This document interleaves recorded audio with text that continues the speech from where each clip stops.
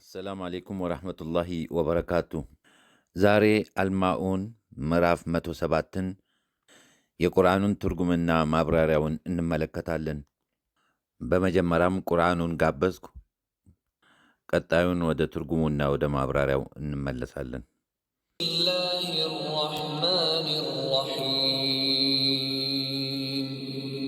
أرأيت الذي يكذب بالدين فذلك الذي يدع اليتيم ولا يحض على طعام المسكين فويل للمصلين الذين هم عن صلاتهم ساهون الذين هم يراءون ويمنعون الماعون.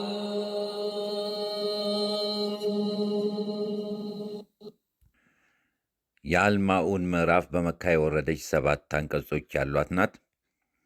ቃል በቃል ትርጉሙ እንዲህ ይቀርባል። ያንን በዲን ሃይማኖት ወይም በመጪው ዓለም መኖር የሚያስተጋባውን አየህን? ይህም ያ የቲምን በኃይል የሚገፈትር ነው።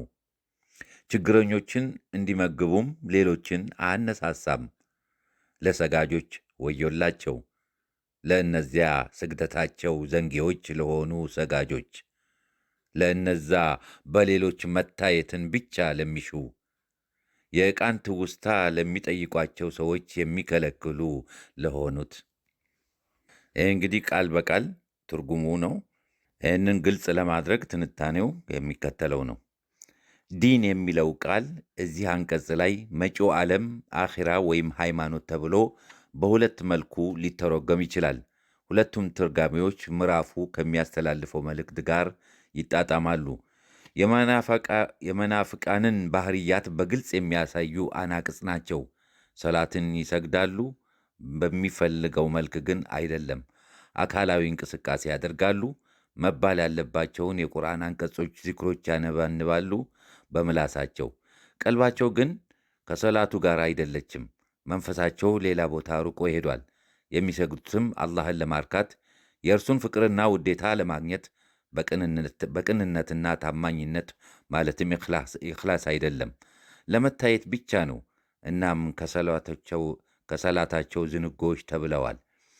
በእነኚህ አንቀጾች የተዘከሩት ርካሽ ባህርያት ሌሎችን አለመርዳት፣ ዝቅተኛ የህብረተሰብ ክፍሎችን ማንገላታትና መበደል ወዘተ በመጪው ዓለም መኖር ያለማመንና በሃይማኖት የመካድ ዲንን የማስተባበል ጎምዛዛ ፍሬዎች ናቸው።